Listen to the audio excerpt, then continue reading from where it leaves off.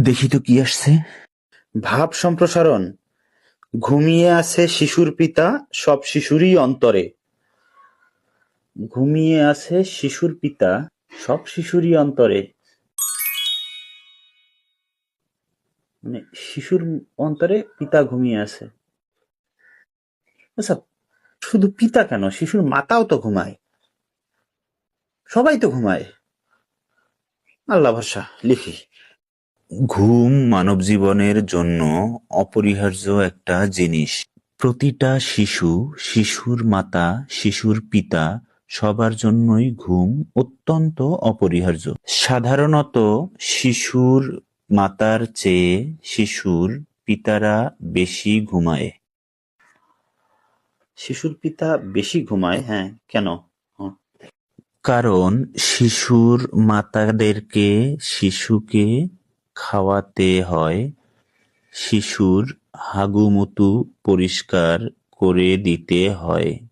শিশুর পিতাদের শিশুকে খাওয়ানোর মতো কিছু নেই, তারা পরিষ্কারও করে দিতে চায় না। এমনকি অনেক পিতা শিশুকে ঘুম পাড়াতে গিয়ে নিজেই ঘুমিয়ে যায়।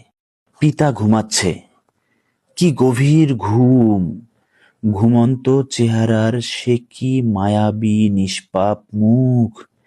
সেই মুখটি দেখে মনে হয় যেন পিতা নিজেই একটা শিশু।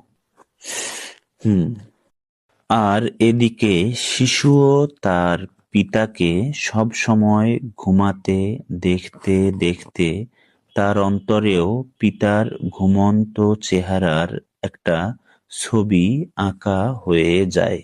সেই শিশুটি যখনই তার পিতার কথা ভাবে, তখনই তার অন্তরে ভেসে ওঠে এক নিষ্পাপ মায়াবী ঘুমন্ত পিতার ছবি।